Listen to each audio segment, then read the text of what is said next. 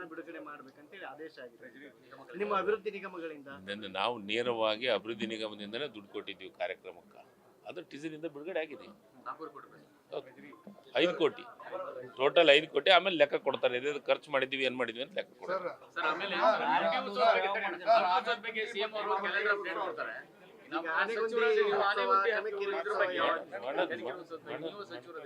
ಮಾಡೋಣ, ಆದಷ್ಟು ಬೇಗ ಮಾಡೋಣ. ಕನಗಿರಿ ಉತ್ಸವನೂ ಆಗತ್ತ, ಆನೆಗೊಂದು ಉತ್ಸವನೂ ಆಗುತ್ತೆ.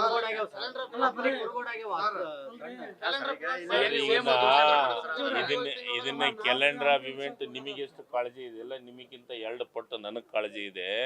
ಅದನ್ನ ಮಾಡ್ಬೇಕನ್ನೋದ್ರಾಗ ಕೆಲವೊಂದಿಷ್ಟು ಮೀಟಿಂಗ್ದಾಗ ಪೂರ್ವ ಸಭೆದಾಗ ಏನೇನಾಗ್ತದೆ ನಿಮಗೆ ಚೆನ್ನಾಗಿ ಗೊತ್ತಿದೆ.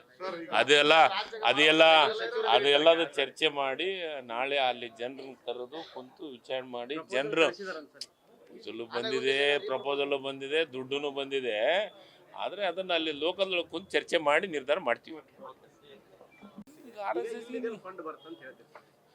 ನೂರಕ್ಕೆ 100 ಮತ್ತೆ ಅಕೌಂಟ್ ಸರಿ. ಈಗ ಅಕೌಂಟ್ ಕೊಡ್ಲೇಬೇಕಲ್ಲ. ಈಗ ಅಕೌಂಟ್ ಕೇಳೋದು ಕೊಟ್ಟದ್ನಾಗ ಗೊತ್ತಾಗುತ್ತೆ ಯಾರು ಬಂತ, ಎಲ್ಲಿಂದ ಬಂತು, ಏನ್ ಬಂತು ಅನ್ನೋದು ಫಸ್ಟ್ ಅವ್ರ ಮೇಲೆ ಆಗ್ಬೇಕು.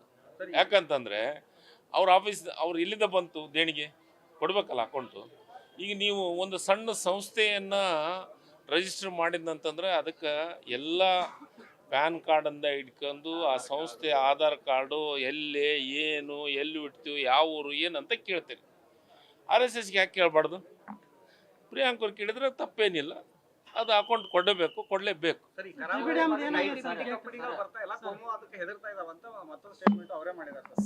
100ಕ್ಕೆ 100ರಷ್ಟು ಈ ರಾಜ್ಯದೊಳಗೆ, ಈ ದೇಶದೊಳಗೆ ಒಳ್ಳೆಯ ವಾತಾವರಣ ಸೃಷ್ಟಿಯನ್ನು ಮಾಡುವಂಥ ಕೆಲಸವನ್ನು ಮಾಡ್ತಾ ಇಲ್ಲ.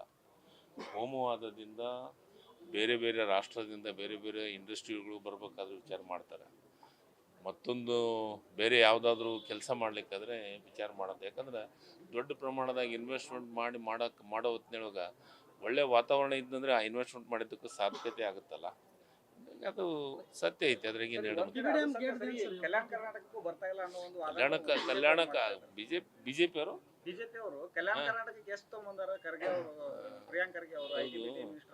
ತಾವಿದ್ರಲ್ಲ, ಎಷ್ಟು ತಂದ್ರ ಆಯ್ತು ಸರ್. ಆಯ್ತು, ಪ್ರಿಯಾಂಕರ್ದು ಅಷ್ಟ ಐತನ್ನು ಜವಾಬ್ದಾರಿ. ಹಿಂದಿನ ಸರ್ಕಾರ ಇತ್ತಲ್ಲ, 10 ವರ್ಷನ 15 ವರ್ಷ ಸರ್ಕಾರ ಮಾಡಿದ್ರಲ್ಲ. ಹೈದ್ರಾಬಾದ್ ಕರ್ನಾಟಕ ಭಾಗದಾಗ ಏನು ತಂದಾರ? ಹೈದ್ರಾಬಾದ್ ಕರ್ನಾಟಕದ ಬಗ್ಗೆ ಮಾತಾಡೋಕೆ ಯಾವ ನೈತಿಕ ಹಕ್ಕು ಐತಿ ಬಿಜೆಪಿ ಅವರಿಗೆ? ನಾವು ಮಾತಾಡೋಕೆ ಹಕ್ಕು ಐತಿ. ಆರ್ಟಿಕಲ್ 371J ತಂದಿದ್ದೀವಿ, ವರ್ಷಕ್ಕೆ 5,000 ಕೋಟಿ ಕೊಡ್ತಾ ಇದ್ದೀವಿ. ಆರ್ಟಿಕಲ್ 371J ಕೊಡೋಕ್ಕಾಗಲ್ಲ ಅಂತ ಹೇಳಿದಂಥವ್ರು ಹೈದ್ರಾಬಾದ್ ಕರ್ನಾಟಕದ ಬಗ್ಗೆ ಮಾತಾಡೋಕ್ಕೆ ಯಾವ ನೈತಿಕ ಹಕ್ಕೂ ಇಲ್ಲ. ಯಾಕಂತಂದ್ರೆ ಅವತ್ತ ಇದೇ ಬಿಜೆಪಿ ಅವರು, ಇದೇ LK ಅಡ್ವಾಣಿ ಅವರು ಇಲ್ಲಿ ಆರ್ಟಿಕಲ್ 371J ಕೊಡೋಕ್ಕಾಗಲ್ಲ ಅಂತಾನೆ ಹೇಳಿದ್ರು. ಯಾವ ಮುಖ ಇಟ್ಕೊಂಡು ಈ ಭಾಗದ ಬಗ್ಗೆ ಮಾತಾಡಕ್ಕೆ ಇವರಿಗೆ ಯಾವ ನೈತಿಕ ಹಕ್ಕಿಲ್ಲ ಸರ್. ಈ ಮಂತು ಎಂಡ್ ಅನ್ನೋದ್ರಾಗೆ ಒಂದು 10 ಗೇಟ್ಗಳು ಕಂಪ್ಲೀಟ್ ಆಗ್ತಾವು ಅಂತ ನನಗಿದ್ದ ಮಾಹಿತಿ. ನಾನು ಈ ಒಂದು ಲಾಸ್ಟ್ ವೀಕ್ನೊಳಗೆ ಭೇಟಿಯನ್ನು ಕೊಡ್ತೀನಿ. ಈಗಾಗಲೇ 2 ಗೇಟ್ ಕಂಪ್ಲೀಟ್ ಆಗ್ಯಾವು. 8 ಗೇಟು 50, 60, 70, 80% ಒಂದೊಂದು ಗೇಟ್ ಕಾಮಗಾರಿಗಳು ಮುಗಿದಿದ್ದಾವೆ. ಯಾವುದೇ ಕಾರಣಕ್ಕೂ ಗೇಟನ್ನು ನಮ್ಮ ಕಾಲಮಿತಿಯೊಳಗೆ ಮೇ ಅನ್ನೋದ್ರಾಗೇ ಮುಗಿಸ್ತೀವಿ. ಮತ್ತು ಅದರ ಜೊತೆಗೆ 2 ಟೀಮನ್ನು ಹಚ್ತೀವಿ ಅಂತ ಹೇಳಿದ್ವಿ, 3 ಟೀಮನ್ನು ಹಚ್ಚಿದ್ದೀವಿ. ಫಸ್ಟೇ ಬೆಳಗ್ಗೆ ರೀ, ಮೊದಲು ಡ್ಯಾಮರ್ ತುಂಬಲಿ. ನೆಕ್ಸ್ಟ್ ನಾನು ಹೇಳಕತ್ತಿದ್ದು ಮೇ ಅನ್ನೋದ್ರಾಗ ಕಂಪ್ಲೀಟ್ ಮಾಡ್ತೀವಿ. ರೈತರಿಗೆ ಬೆಳೆಗೆ ನೀರು ಕೊಡುವಂಥ ಕೆಲಸವನ್ನು ಮಾಡೇ ಮಾಡ್ತೀವಿ.